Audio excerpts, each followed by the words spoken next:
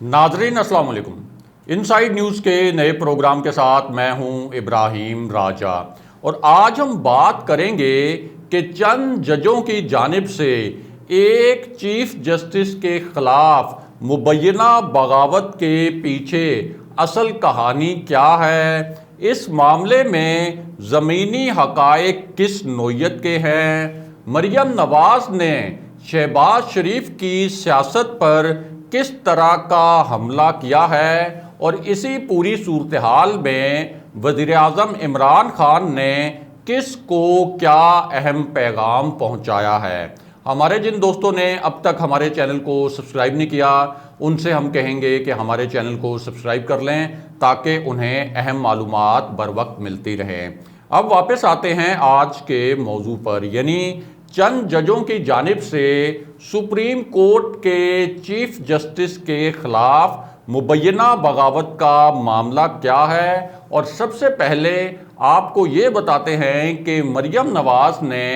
शहबाज शरीफ की सियासत पर किस तरह से हमला किया है, जो कि शहबाज शरीफ के लिए भी बहुत सरप्राइजिंग होगा और शहबाज शरीफ के कैंप के वो रहनुमा जो चाहते थे कि शहबाज शरीफ मुस्लिम लीग नून का चेहरा बन जाएं, उनके लिए भी मरियम नवाज़ का ये सियासी हमला बहुत हैरान कुन है। और इस पूरी सूरत हाल में कि जब शहबाज शरीफ इस्टेब्लिशमेंट के करीब होने की कोशिश कर रहे थे, शहबाज शरीफ बड़े फरमाबरदार बनकर, बड़े ताबेदार बनकर उन्होंने कौमी सलामती कमेटी के इजलास में शिरकत भी की और बाद में 3 से 5 मुलाकातें भी कर डाली ताकतवर हलकों के नुमाइंदों से, और फिर ये तय हो गया कि मियां नवाज शरीफ खामोश रहेंगे, मरियम नवाज़ खामोश रहेंगी और शहबाज शरीफ को एक मौका दिया जाएगा कि वो अपनी मफामती पॉलिसी के ज़रिए कोई डील हासिल करने की कोशिश करें इस्टेब्लिशमेंट से। इसी पूरी सूरत हाल में वज़ीर आज़म इमरान खान तक और वज़ीर आज़म ऑफिस तक भी यही इत्तलात पहुंची और फिर 2 वज़रा के ज़रिए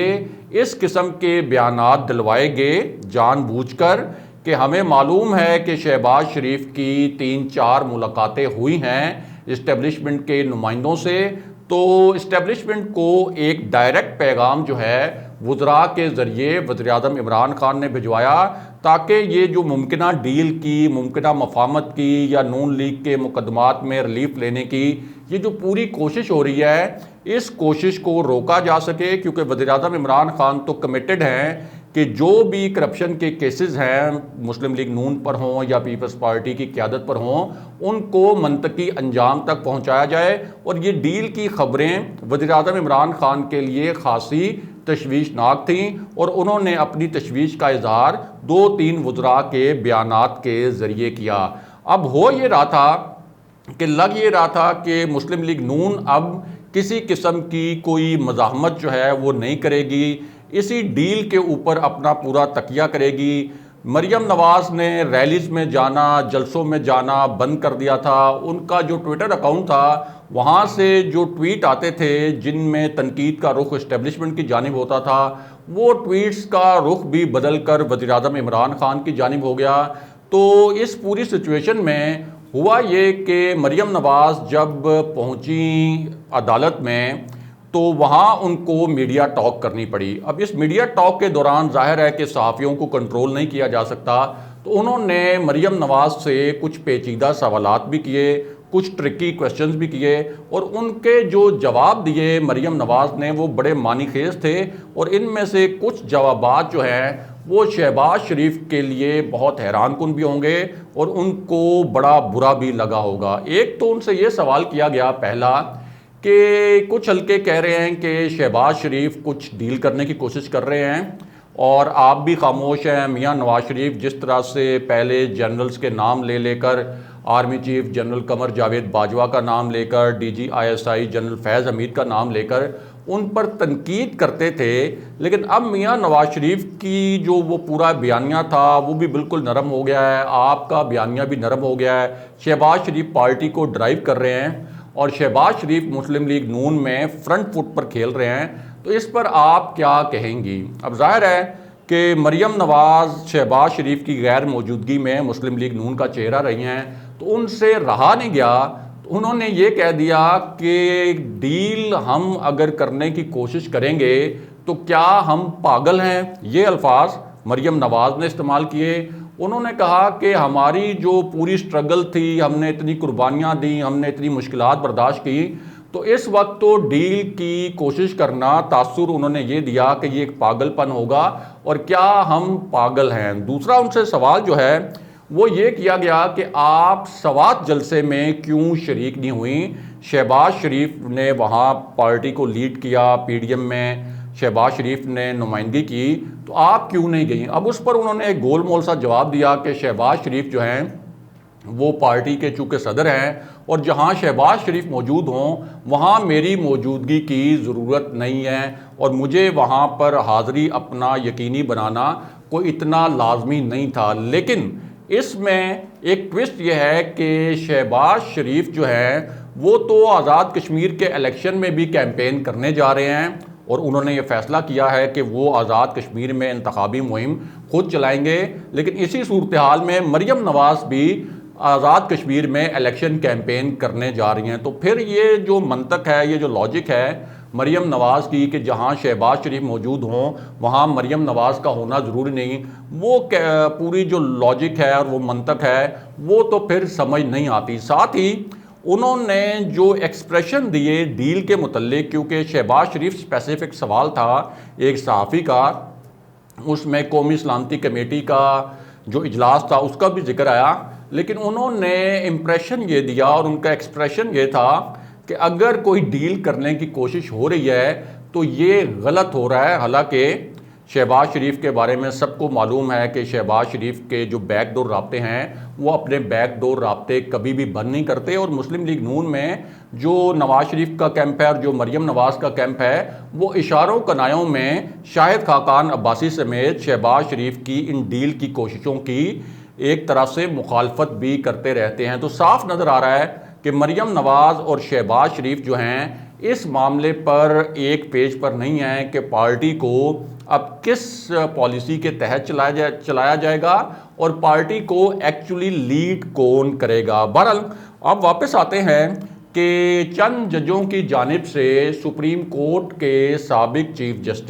जस्टिस साकिब निसार के खिलाफ मुबैना बगावत के मुतल्लिक जो इतलात हैं उनके पीछे असल कहानी क्या है। ये मामला असल में ये है कि मियां नवाज शरीफ जब नाअहल हुए थे तो उसके बाद नून लीग ने एक कोशिश की थी सदारती रेफरेंस दाखिल करने की सुप्रीम जुडिशल काउंसिल में उस वक्त के चीफ जस्टिस के खिलाफ। लेकिन अब मुस्लिम लीग नून के जो रहनुमा हैं वो ये इतलात फैला रहे हैं कि असल में तो चंद जज साहिबान ऐसे थे जो कि नाखुश थे उस वक्त के चीफ जस्टिस से, जस्टिस साकिब निसार से। अदलिया में बड़ी बेचैनी पाई जाती थी और कुछ जजों ने रिकमेंड किया था, कुछ सुजेस्ट किया था, दरख्वास्त की थी कि उस वक्त के चीफ जस्टिस के खिलाफ हुकूमत एक सदारती रेफरेंस लेकर आए और शाहिद खाकान अब्बासी के ज़रिए से ये खबर सामने आई है। यानी उन्होंने ये दावा किया है कि असल में ये जो पूरा मामला सदारती रेफरेंस वाला था ये कुछ जजों की जानिब से आया था, लेकिन ना तो उन्होंने किसी जज का नाम बताया कि वो कौन से जज थे जिनमें बेचैनी थी उस वक्त के चीफ जस्टिस के खिलाफ, और ना ही उन्होंने कोई ऐसा सॉलिड एविडेंस पेश किया जिससे ये साबित हो सके कि ये सदारती रेफरेंस मुस्लिम लीग नून ने नहीं बनाया था, उन्होंने नहीं तैयार करवाया था, बल्कि ये तो रिकमेंडेशन, सुजेशन, दरख्वास्त, मशवरा जो है वो सुप्रीम कोर्ट के कुछ जजेस की जानिब से आया था। अब इसमें बहुत अहम बात यह है कि उस वक्त जो अटॉर्नी जनरल थे वो खुद कह रहे हैं, यानी जो मुस्लिम लीग नून के दौर में थे जब साबिक वज़ीर-ए-आज़म शाहिद खाकान अब्बासी हुकूमत में थे, वो वज़ीर-ए-आज़म थे, तो उस वक्त जो अटॉर्नी जनरल थे वो खुद कह रहे हैं कि असल में मुस्लिम लीग नून के कुछ रहनुमा ऐसे थे जिन्होंने मियां नवाज शरीफ से ये कहा था कि जस्टिस साकिब निसार के खिलाफ सदारती रेफरेंस लाया जाए, लेकिन फिर मैंने ये ओपिनियन दी कि ये सदारती रेफरेंस किसी सूरत भी सुप्रीम जुडिशल काउंसिल में इसके ऊपर जिस तरह से हम चाह रहे हैं कि इस सदारती रेफरेंस के नतीजे में जस्टिस साकिब निसार को हटा दिया जाए तो ये पॉसिबल नहीं होगा। यानी उनके अपने अटॉर्नी जनरल वो ये कह रहे हैं कि ये मुस्लिम लीग नून के रहनुमाओं की मशावरत से मियां नवाज शरीफ ने तैयार करवाया था। लेकिन अब एक बयानिया ये बनाया जा रहा है कि असल में कुछ जजों में बेचैनी थी और उन्होंने जस्टिस साकिब निसार के खिलाफ एक सदारती रेफरेंस दायर करवाने के लिए रिकमेंड किया था। अब इसी पूरी सूरत हाल में जो ज़मीनी हक़ाइक़ हैं और जो अहम तरीन नुकात हैं वो ये हैं कि मियां नवाज शरीफ की जो नाअहली हुई थी वो 5 रुकनी बेंच से मुतफ़िक़ा तौर पर हुई थी। उसके बाद मियां नवाज शरीफ ने अपनी नाअहली के ख़िलाफ़ नज़रसानी की दरख्वास्त भी दायर की थी। एक ही मरतबा सुप्रीम कोर्ट के फ़ैसले के ख़िलाफ़ आप नज़रसानी की दरख्वास्त दायर कर सकते हैं। यानी वज़ीर-ए-आज़म नवाज शरीफ जो उस वक्त वज़ीर-ए-आज़म थे, जब वो ताहयात नाअहल हो गए तो उसके बाद उनके पास एक ही ऑप्शन था कि वो लीगल अगर रिलीफ हासिल कर सकते हैं तो वो नज़रसानी दरख्वास्त के ज़रिए कर सकते थे। वो नज़रसानी दरख्वास्त भी जब उन्होंने दायर की तो दोबारा मुत्तफ़िक़ा फ़ैसला ये आया कि जिस तरह से उनको नाअहल करार दिया गया, जिस फ़ैसले में उस फैसले में कोई शुकम नहीं है और दोबारा यही फ़ैसला आया तमाम जो जज साहिबान थे उस बेंच के मुत्तफ़िक़ा फ़ैसला कि मियां नवाज शरीफ की नाअहली बरकरार रखी जाएगी। अब अगर वो तमाम जजेस इस बात पर मुत्तफ़िक़ थे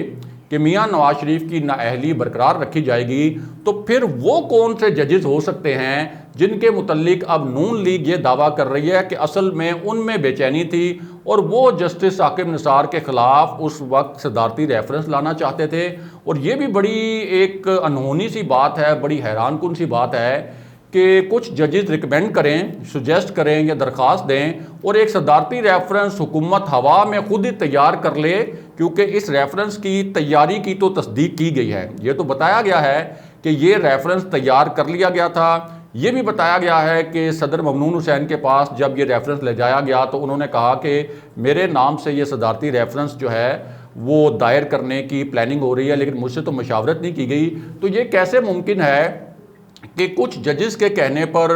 उस वक्त की मुस्लिम लीग नून की हुकूमत ने इतना बड़ा इकदाम लिया हो और बाद में उन्होंने ये सोचा हो कि नहीं, ये जो हमारा सदारती रेफरेंस है ये नाकाम हो जाएगा, या जिस तरह अब ये तासुर दिया जा रहा है कि हम अदलिया के अंदर उस वक्त महाज आराई नहीं चाहते थे, इस वजह से आखिरी वक्त में हमने वो सदारती रेफरेंस फाइल नहीं किया। तो अब ये एक कवर अप स्टोरी पूरी बनाई गई है कि हमने सदारती रेफरेंस जस्टिस साकिब निसार के ख़िलाफ़ जो है वो तैयार नहीं करवाया था। असल में वो जजों की एक तरह से बगावत थी जस्टिस साकिब निसार के ख़िलाफ़। और इसी हवाले से जस्टिस साकिब निसार का कहना ये है